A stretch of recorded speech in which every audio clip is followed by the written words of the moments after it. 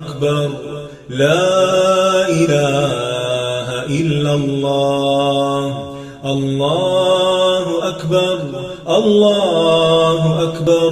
ولله الحمد. الله أكبر. الله أكبر. الله أكبر.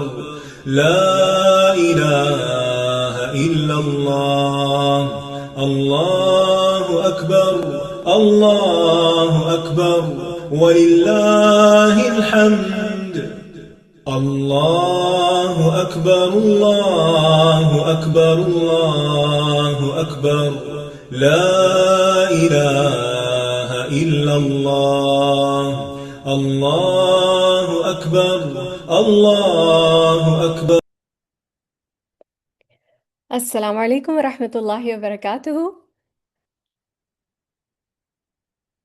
کیسے ہیں آپ سب؟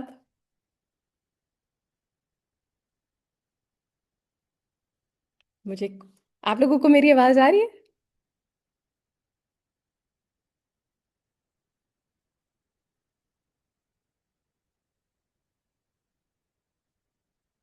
الحمد للہ الحمد للہ. چلیں ان شاء اللہ تعالیٰ دعا کے ساتھ سٹارٹ کرتے ہیں، پھر آپ کے ساتھ میں مزید بات کروں گی، ٹھیک ہے؟ نحمدہ ونصلی علی رسولہ الکریم، اما بعد فاعوذ باللہ من الشیطان الرجیم، بسم اللہ الرحمن الرحیم.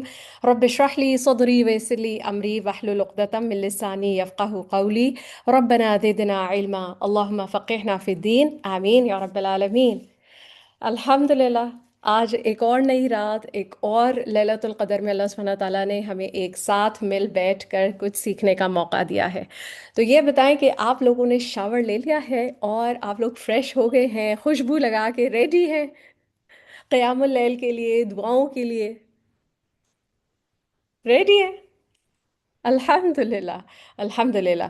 چلیں اب چونکہ آپ فریش ہیں تو آپ کے ساتھ کروں گی میں ایک سوال، ٹھیک ہے؟ تو آپ نے اس کو کرنا ہے گیس، ٹھیک؟ انشاءاللہ. ریڈی ہے نا؟ میں سوال کر لوں آپ سے؟ اچھا، دیکھیں ہم چونکہ مائیں ہیں، بیویاں ہیں، ہوم میکرز ہیں، تو سبحان اللہ ہم لوگ روزانہ جو ہے گھر کے کاموں میں مصروف رہتے ہیں اور بہت سارے ذکر اذکار کرنے کی کوشش کرتے ہیں. ایسا ہے کہ نہیں ہے نا؟ مگر کیا آپ نے کبھی سوچا کہ ہماری زندگی میں ایک ایسی عبادت بھی ہے جو ہم ہر روز بلکہ دن میں کئی بار کرتے تو ہیں، مگر شاید اسے عبادت سمجھ کر نہیں کرتے. ہم اسے تب بھی کرتے ہیں جب ہم اکیلے ہوتے ہیں، تب بھی جب ہم پریشان ہوتے ہیں، اور تب بھی جب ہم غمگین ہوتے ہیں. کبھی یہ خاموش آنسوؤں کی صورت میں ہوتی ہے تو کبھی کسی لمبی آہ کی صورت میں. کیا آپ بتا سکتے ہیں کہ وہ کون سی عظیم عبادت ہے جس کے لیے نہ ہمیں وضو کی شرط ہے، اگرچہ وضو کرنا بہتر ہے، نہ کسی خاص جگہ کی قید ہے، اور نہ ہی کسی خاص زبان کی ضرورت؟ ماشاءاللہ، اللہ مبارک، آپ لوگوں نے تو پہلے ہی گیس کر لیا. الحمد للہ رب العالمین.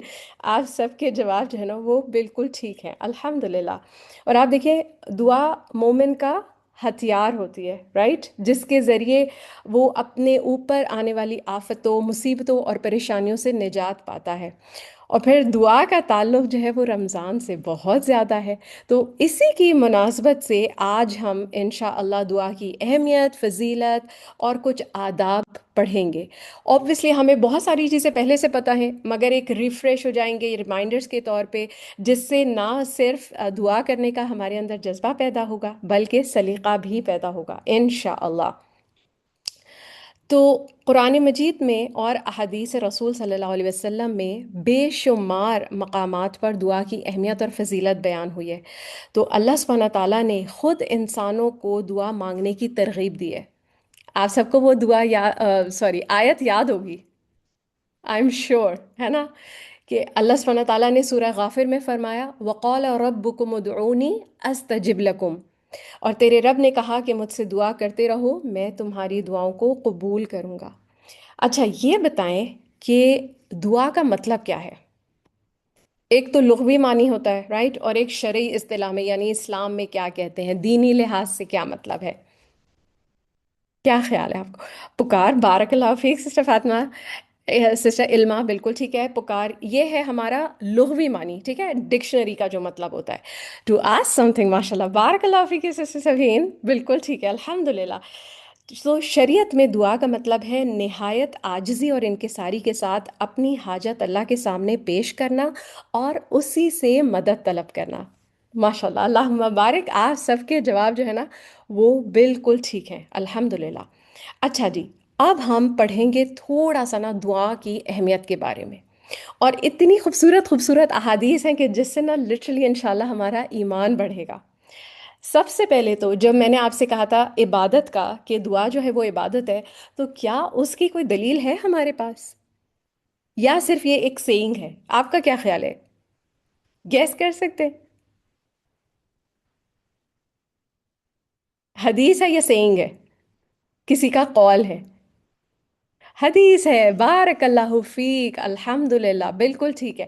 سنن ترمذی کی حدیث ہے جس میں رسول اللہ صلی اللہ علیہ وسلم نے فرمایا الدعاء هو العبادہ، دعا ہی عبادت ہے. بالکل ٹھیک ہے. اور پھر دعا کیا ہے؟ اللہ سبحانہ تعالیٰ کے نزدیک سب سے معزز عمل.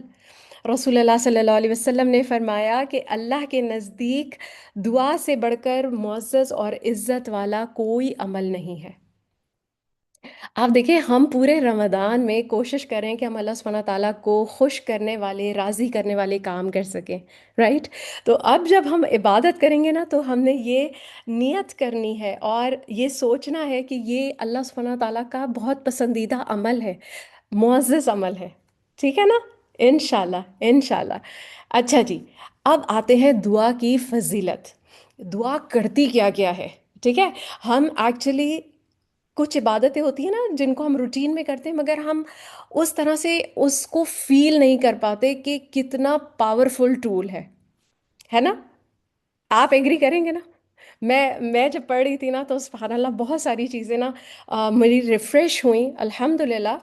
اس میں سے ایک حدیث آپ کے ساتھ میں شیئر کرتی ہوں کہ سب سے پہلے دعا جو ہے وہ تقدیر کو بدلتی ہے. رسول اللہ صلی اللہ علیہ وسلم نے فرمایا کہ تقدیر کو محض دعا ہی بدلتی ہے اور عمر میں کوئی چیز اضافہ نہیں کر سکتی سوائے نیکی اطاعت کے.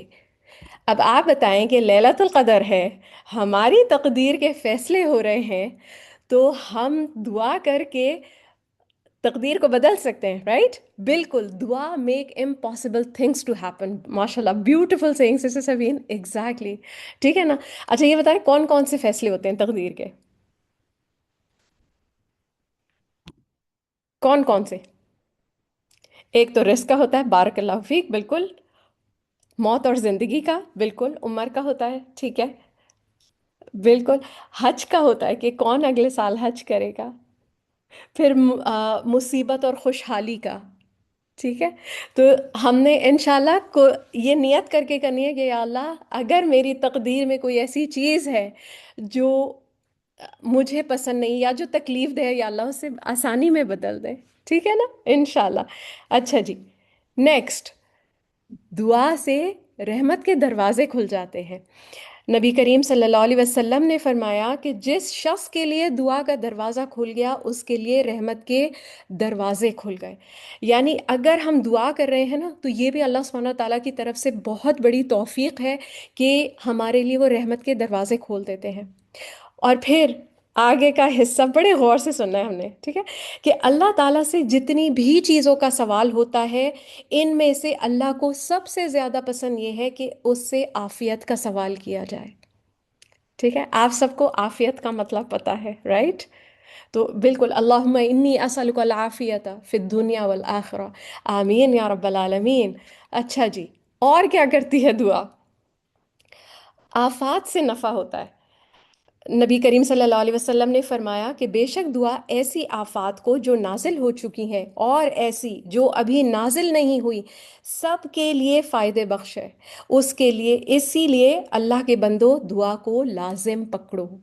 بالکل، یہ صبح اور شام کے اذکار میں بھی ہے، الحمد للہ.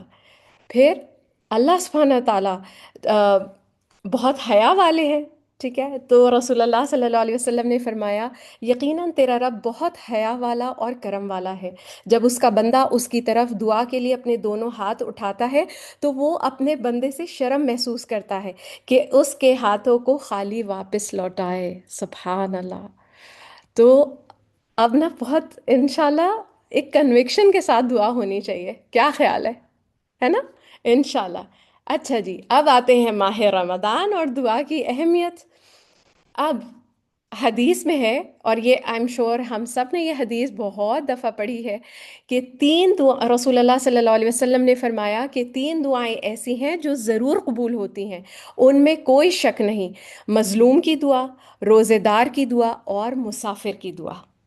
ٹھیک، تو روزے دار کی جو دعا ہے نا وہ رد نہیں ہوتی۔ پھر تین حالتیں ایسی ہیں جس میں دعا رد نہیں ہوتی: جمعے کے دن، مسجد میں اذان کے وقت، اور روزے دار کے افطار کے وقت۔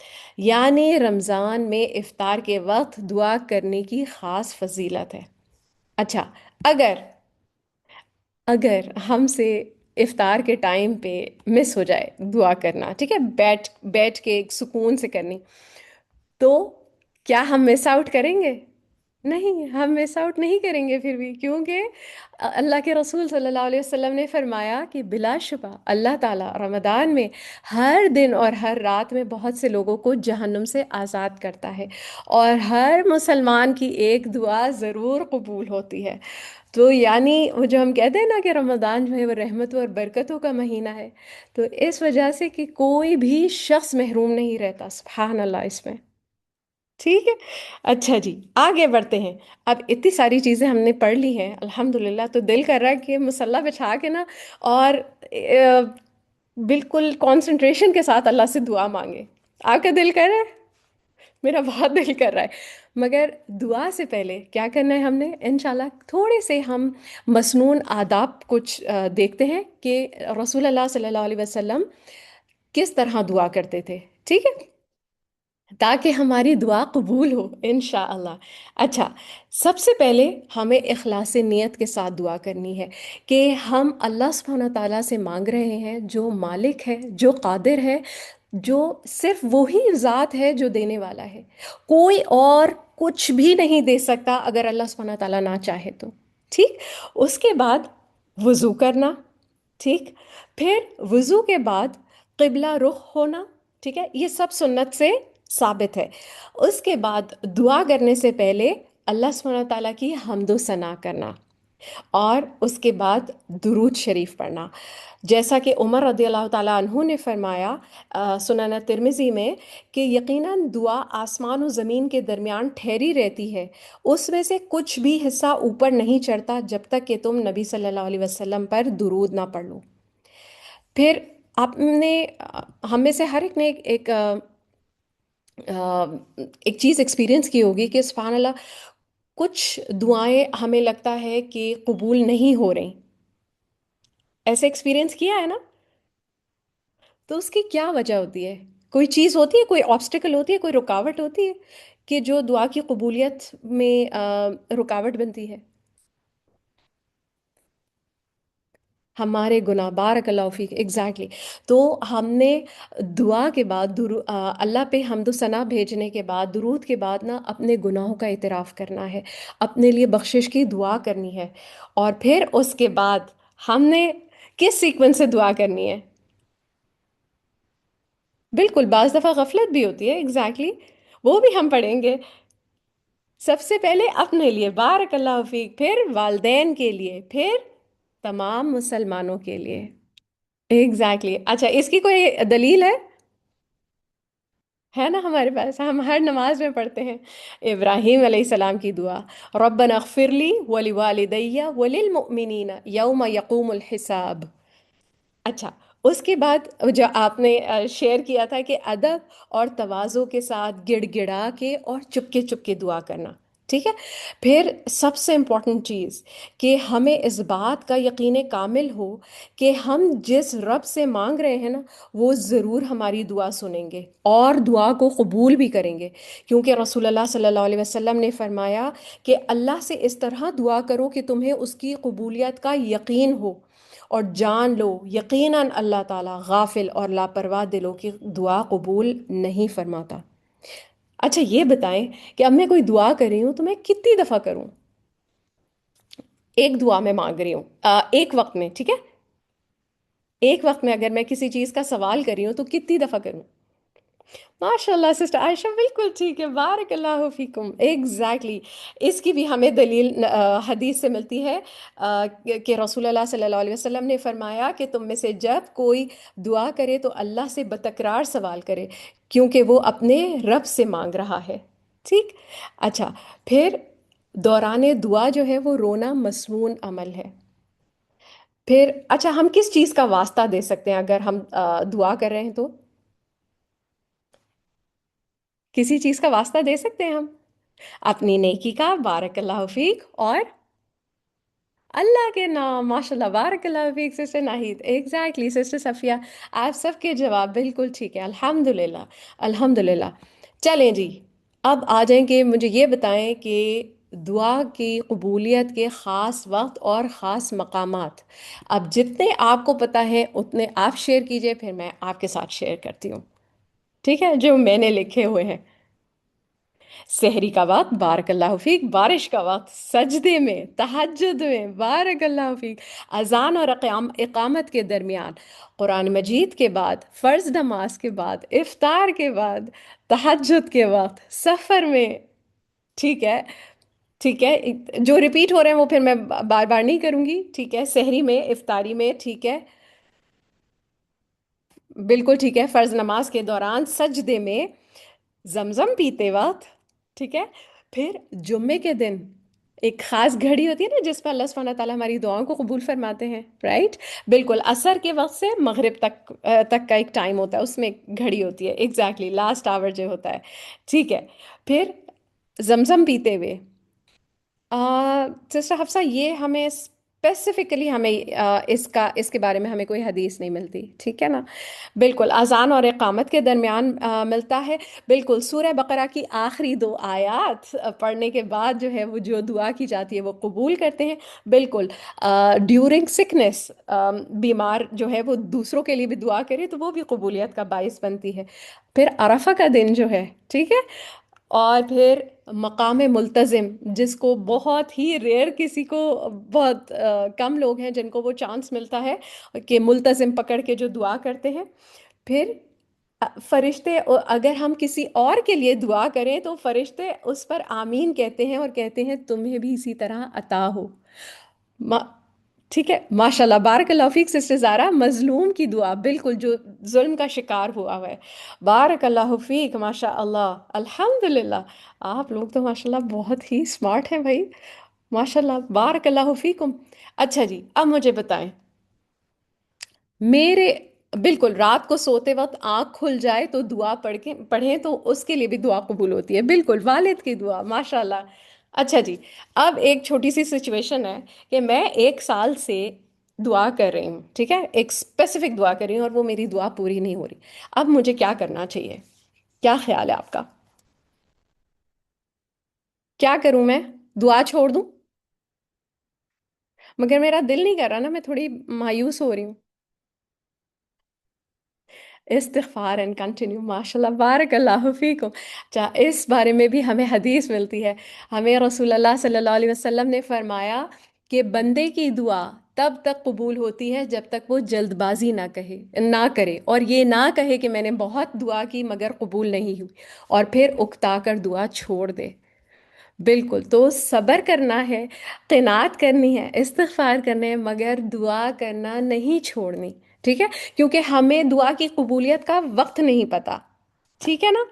اچھا اب مجھے یہ بتائیں کہ کیا صرف جو ہم مانگتے ہیں ویسے ہی جب دعا قبول ہوتی ہے تو وہی صورت ہوتی ہے دعا کی قبولیت کی، یا کوئی اور بھی ہوتی ہے؟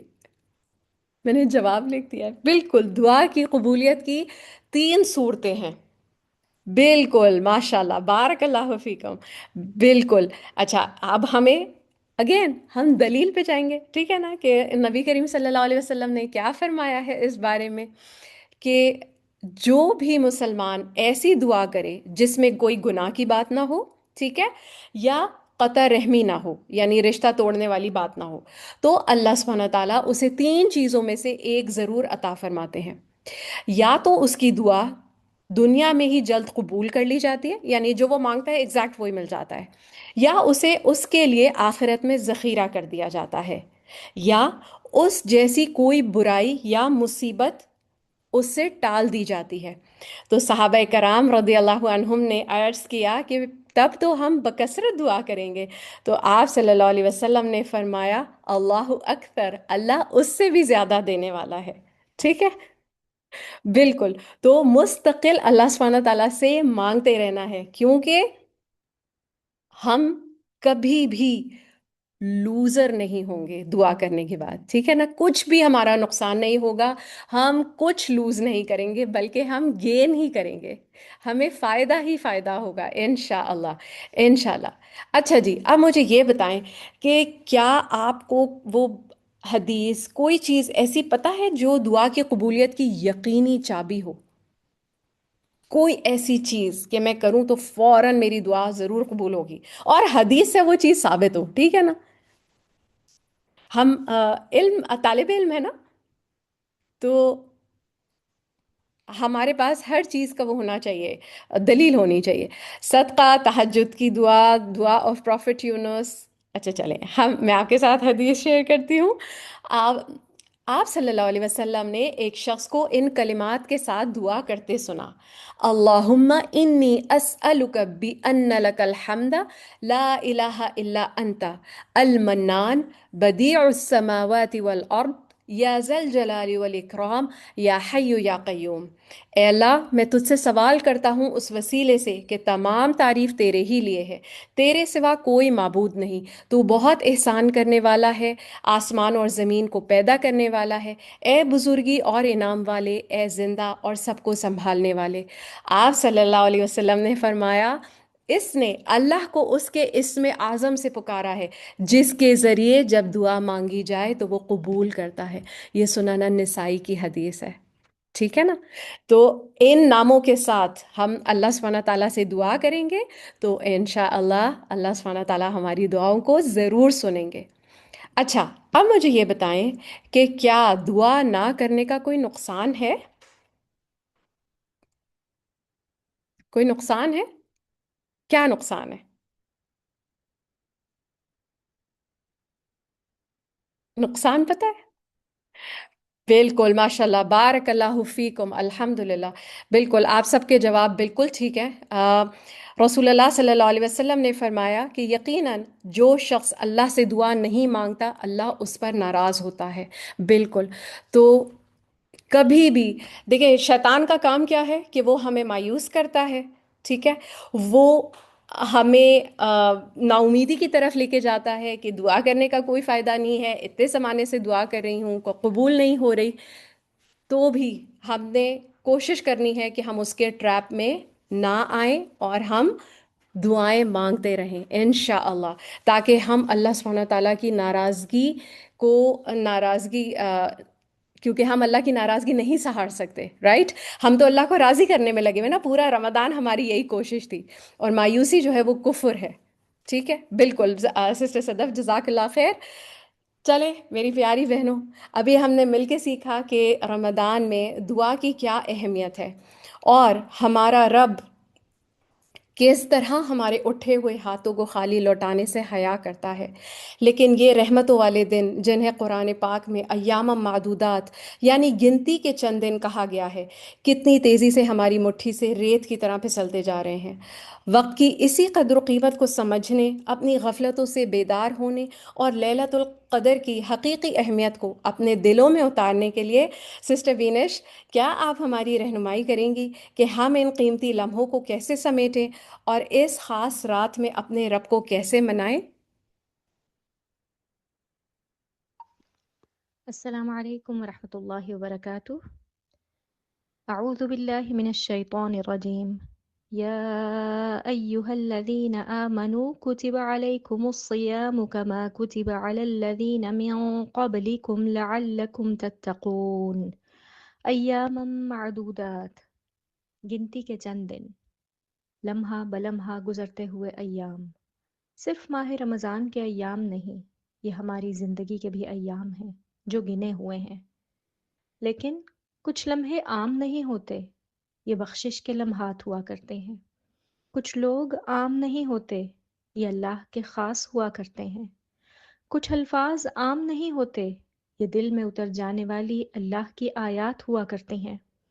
کچھ دن عام نہیں ہوتے، یہ دنوں کے سردار ہوا کرتے ہیں۔ کچھ مہینے عام نہیں ہوتے، یہ ماہ قرآن ہوا کرتے ہیں۔ کچھ راتیں سنسان نہیں ہوتی، فرشتے ان میں مہمان ہوا کرتے ہیں۔ وہ جس کے بارے میں رب تعالیٰ فرماتے ہیں وَمَا أَدْرَاكَ مَا لَيْلَةُ الْقَدْرِ لَيْلَةُ الْقَدْرِ خَيْرٌ مِّنْ أَلْفِ شَهْرٍ، 1000 مہینوں سے بہتر رات۔ یہ آیت دلوں میں ایک خاموش سی جستجو جگا دیتی ہے۔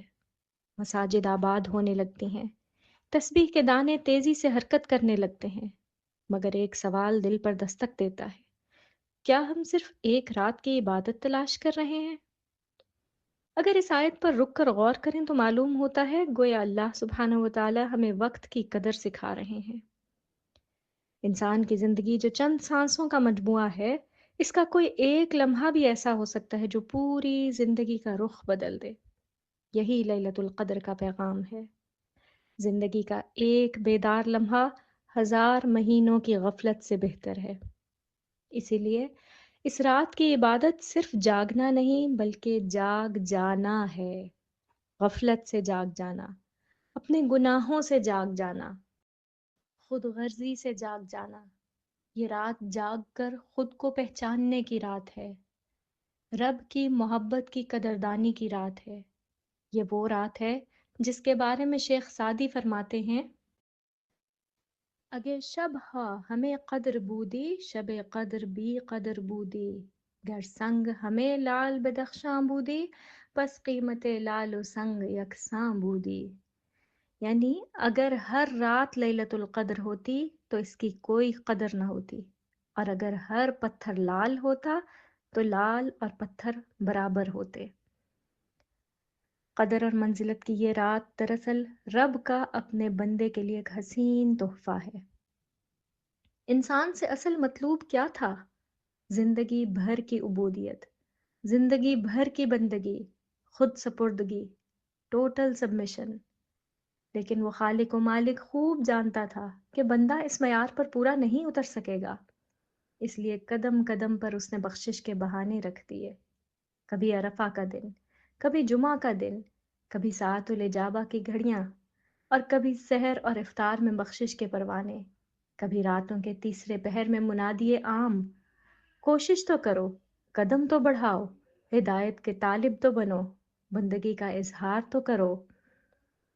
من یدعونی فاستجیب لہ، من یسألنی فأعطیہ، من یستغفرنی فأغفر لہ۔ کون ہے جو مجھے پکارے میں جواب دوں گا، کون ہے جو طلب کرے میں عطا کروں گا، کون ہے جو بخشش مانگے میں بخش دوں گا۔ رب کی یہ منادی ہر بندے کے لیے عام ہے، اللہ کی بندے سے محبت کی علامت ہے۔ اللہ کی اپنے بندے سے محبت کو ایک مثال کے ذریعے سمجھنے کی کوشش کرتے ہیں، لیکن یاد رہے کہ مثال صرف ہماری محدود سوچ کی رہنمائی کے لیے دی جاتی ہے۔ وَلِلَّهِ الْمَثَلِ الْأَعْلَى، اللہ اپنی ذات، صفات اور افعال میں کامل اور یگانہ ہے۔ لَيْسَ كَمِثْلِهِ شَيْءٌ، اس جیسی کوئی مثال ہو ہی نہیں سکتی، لیکن ہم مشاہدے اور ادنا مثالوں کے ذریعے بہتر طور پر بات کو سمجھ پاتے ہیں۔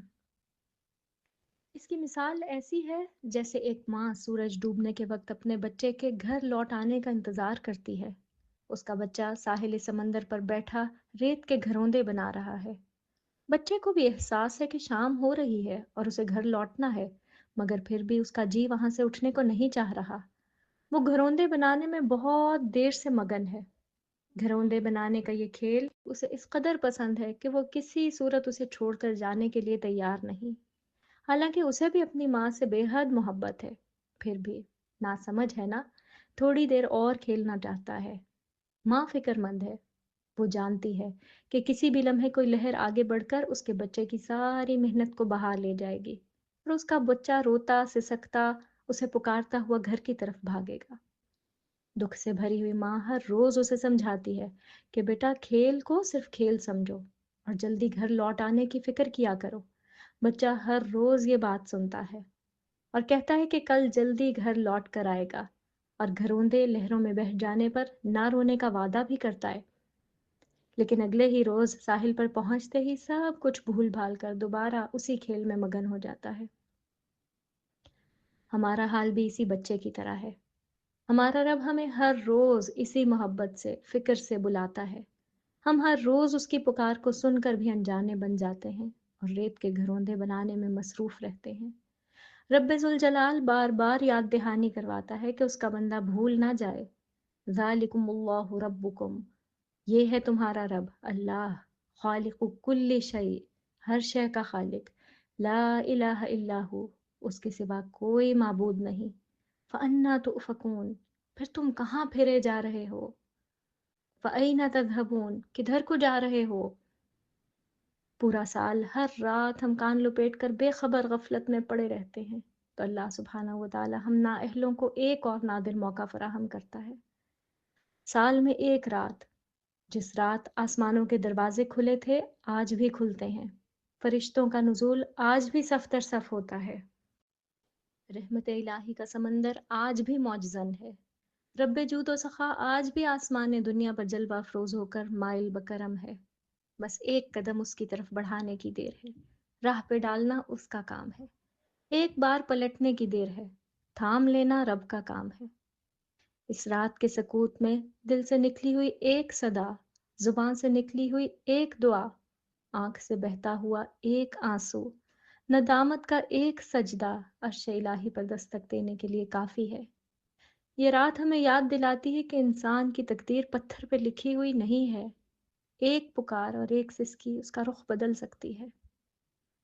سعدی کہتے ہیں کہ اس رات کو تسبیح کے دانوں میں اور چاند کی تاریخوں میں تلاش نہ کرو، یہ تو ٹوٹے ہوئے دلوں میں ملتی ہے، خالی ہاتھ اور خالی دامن پھیلانے والوں کو ملتی ہے۔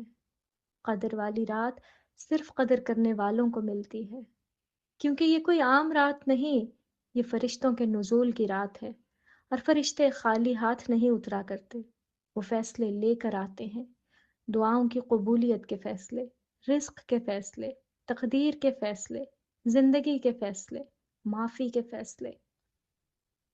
اسی لیے اللہ کے رسول صلی اللہ علیہ وسلم نے ایک مختصر مگر عجیب دعا سکھائی، اللہم انک عفو تحب العفو فاعف عنی۔ یہ دعا صرف الفاظ نہیں، یہ ایک کیفیت کا نام ہے، دل کو خواہشات سے خالی کر کے، خلوت کے کسی گوشے میں تنہائی کا لبادہ اوڑھ کر، ہر فکر سے آزاد ہو کر خود کو خدا کے سپرد کر دینے کی کیفیت، اپنے اندر جھانک کر رب کی جستجو کی کیفیت، اپنے وجود کو مٹا کر رب کریم کو پا لینے کی کیفیت، کیونکہ عفو کا مطلب ہے مٹا دینا، ایسا معاف کرنا جیسا گناہ کبھی لکھا ہی نہ گیا ہو۔ وہ صرف معاف نہیں کرتا، معاف کر کے نوازتا بھی ہے۔ اس عفو کے کئی پہلو ہیں۔ بدن کا عفو، یعنی ہر بیماری اور تکلیف سے شفا مل جانا۔ دین کا عفو، یعنی نیکی اور اطاعت کی توفیق مل جانا۔ الدیان کا عفو، یعنی اللہ کا عفو، گناہوں کو مٹا کر ان پر سزا نہ دینا۔ عفو کا ایک معنی زیادتی بھی ہے، یعنی اللہ کا بندے کو اس کی مانگی ہوئی چیز سے بڑھ کر دینا۔ سبحان اللہ۔ رمضان 9واں مہینہ ہے، لیلۃ القدر کے 9 حروف، اور آخری عشرے کی کل راتیں بھی اکثر 9 ہی ہوا کرتی ہیں۔ یہ انسان 9 بھی کیسا پیارا ہے، سر جھکائے، عاجز بنا، کمر میں خم ڈالے کھڑا رہتا ہے۔ یہ دعا اس یقین کا نام ہے کہ اللہ معاف کرنے والا ہے اور معافی کو پسند کرتا ہے۔ بس پھر پوری تڑپ کے ساتھ مانگتے رہیے، پڑھتے رہیے اور دوسروں کو بھی ترغیب دلاتے رہیے۔ اللہم انک عفو تحب العفو فاعف عنی، اللہم انک عفو تحب العفو فاعف عنی، اللہم انک عفو تحب العفو فاعف عنی۔ جزاکم اللہ خیرا کثیرا۔ السلام علیکم ورحمۃ اللہ وبرکاتہ۔ اللهم إنك عفو تحب العفو